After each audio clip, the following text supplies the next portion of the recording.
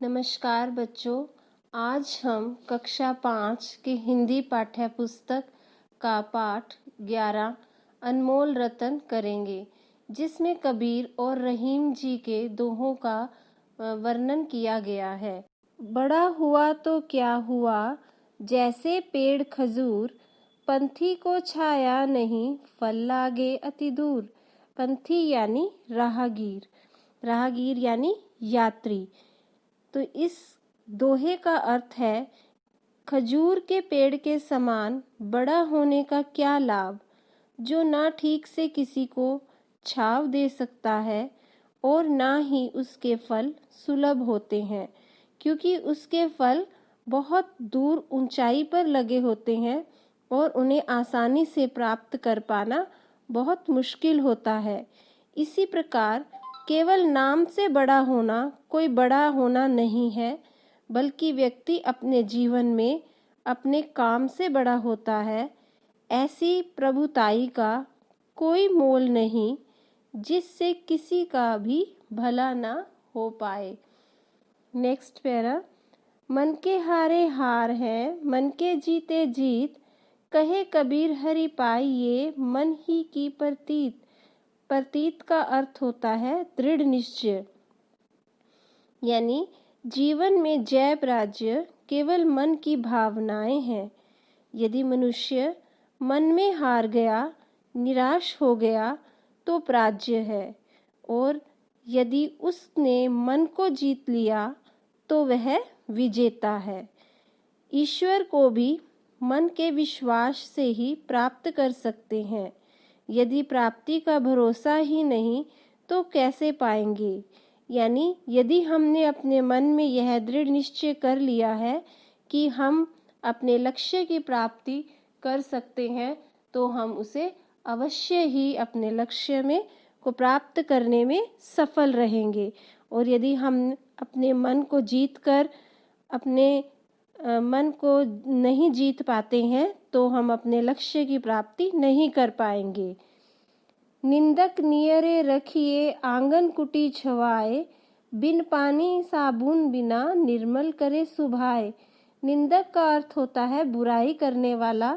नियरे यानी पास में, कुटी यानी झोपड़ी, छवाए यानी छाया में।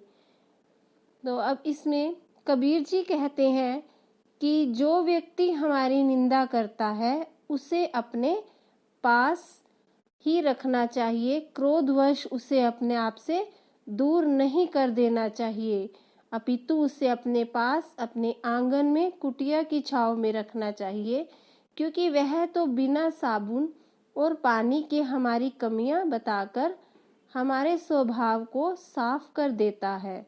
अर्थात वह हमारी गलत आदतों और गलतियों को हमें बताता रहता है, और हम उन गलत आदतों और गलतियों को सुधारने की कोशिश करते हैं।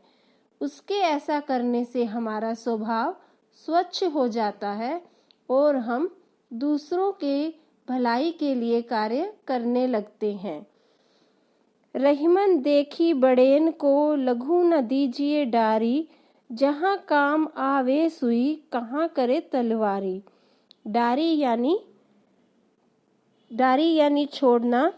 तो रहीम जी कहते हैं कि बड़ी वस्तु को देखकर छोटी वस्तु को फेंक नहीं देना चाहिए। जहाँ छोटी सी सुई काम आती है, वहाँ तलवार बेचारी क्या कर सकती है।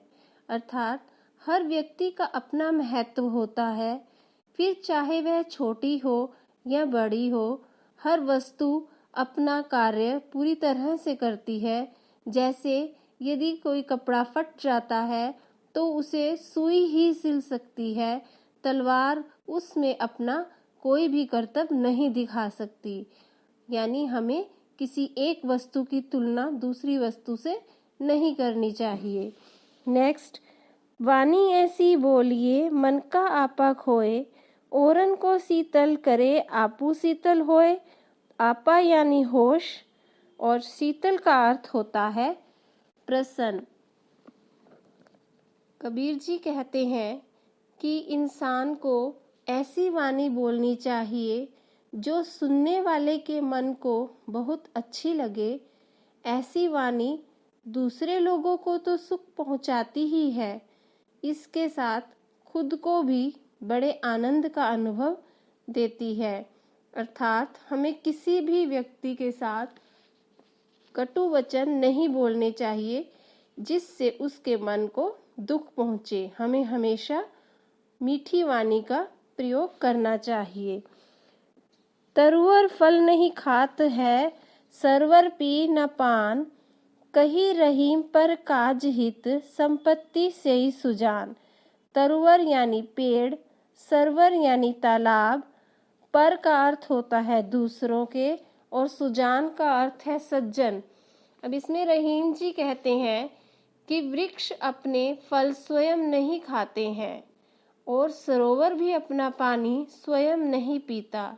इसी तरह अच्छे और सज्जन व्यक्ति वो हैं जो दूसरों के कार्यों के लिए अर्थात परोपकार या दूसरों की भलाई के लिए धन संपत्ति को एकत्रित करते हैं। अर्थात हमेशा मनुष्य को दूसरों के कार्य, उनके परोपकार में ही धन संपत्ति को इकट्ठा करके रखना चाहिए। धन्यवाद।